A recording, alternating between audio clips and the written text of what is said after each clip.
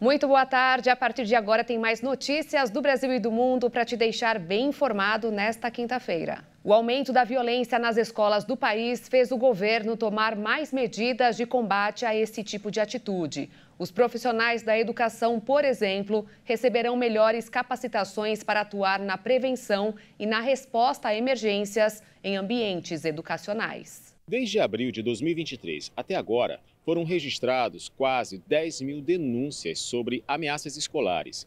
Visando combater direto a violência escolar, o governo lançou nesta semana, no Diário Oficial da União, um decreto que cria o SNAVE, Sistema Nacional de Acompanhamento e Combate à Violência nas Escolas, que visa acompanhar casos dentro do ambiente escolar e promover assistências às instituições consideradas violentas. A publicação também define que serão consideradas as instituições de ensino em que ocorreram episódios de violência extrema, definida pelo ataque intencional contra as vidas das pessoas em ambiente educacional. Dentre as ações previstas estão a capacitação de profissionais para atuação na prevenção e resposta a emergências, fortalecimento de rondas especializadas para a prevenção dos casos, a capacitação de profissionais de educação para atuação na prevenção e na resposta de emergências, a identificação e monitoramento de ameaça às escolas, apoio e fortalecimento de rondas especializadas para a prevenção e resposta à violência nas escolas, entre outros. Até o início de abril, o Ministério da Justiça e Segurança Pública recebeu em um ano 9.400 denúncias, o que resulta numa média de quase 26 casos por dia, e investiga 2.800 casos de ameaça a escolas em todo o país. Os dados são de levantamento exclusivo feito pelos estudantes do ensino médio e apontam para a apreensão e prisão de 400 suspeitos envolvidos em atos e ameaças às instituições de ensino. A iniciativa foi criada em abril do ano passado, chamada Operação Escola Segura, e desde então foi contabilizado 12 tentativas de ataques em todo o Brasil. Vamos agora ao Minuto da Economia de hoje.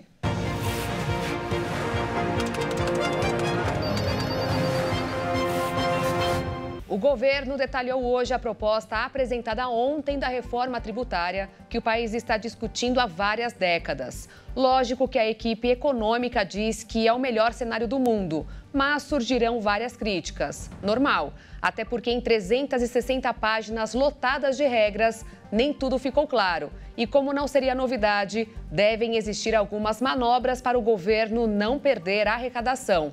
A alíquota básica do IVA, o Imposto sobre Valor Agregado, será de 26,5%.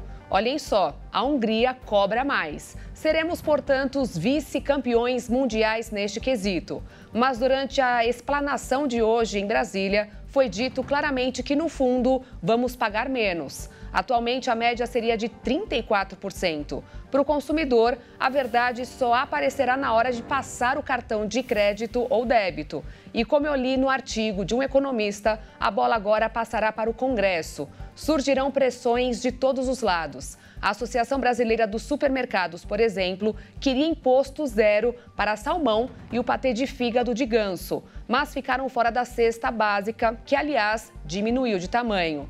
Mas aí surge a história da bola estar com o Congresso. Se quiserem aumentar a relação dos itens básicos, que de básicos não tem nada, não encontrarão problema. É permitido. O detalhe é que, para equilibrar as contas, o governo vai aumentar os impostos dos outros itens. Enquanto isso, alguns produtos como Botox continuam sem pagar nada de imposto.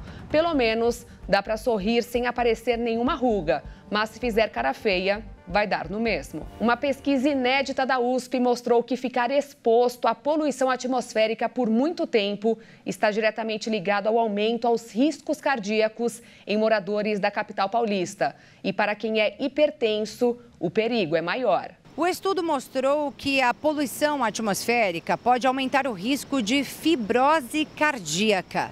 Segundo a pesquisa, essa patologia está relacionada ao tempo de exposição às partículas de carbono negro. um material extremamente poluente gerado a partir da queima de combustíveis fósseis nas cidades. Para fazer essa relação, os pesquisadores analisaram autópsias de 238 pessoas e dados epidemiológicos da capital.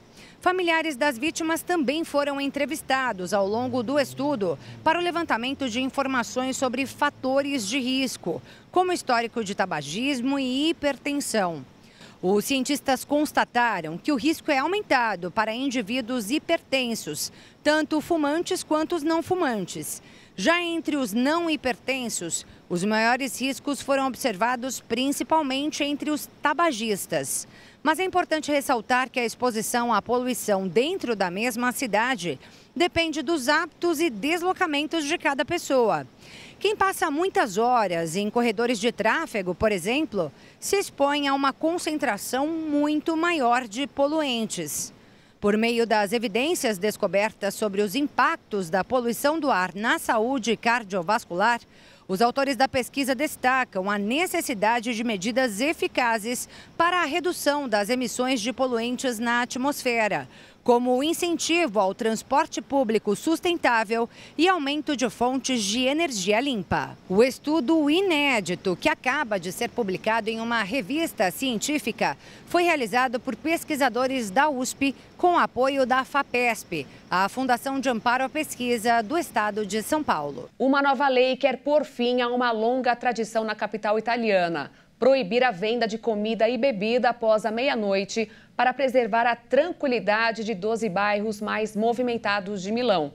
Essa proibição, que as autoridades dizem ser necessária para combater o ruído excessivo em áreas residenciais, também impediria os estabelecimentos de servir comida e bebida em áreas externas entre meia-noite e meia até às 6 da manhã nos dias de semana e da 1h30 da manhã até às 6 nos fins de semana.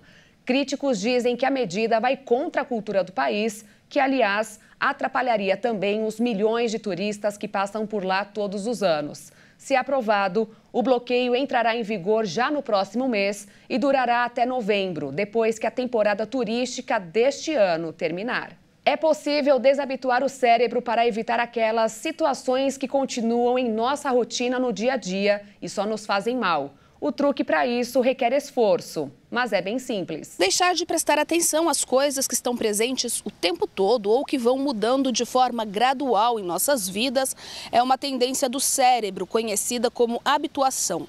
Em entrevista à BBC News Mundo, a professora de neurociência cognitiva, Tala Sharot, explica que é uma questão de adaptação à medida que evoluímos.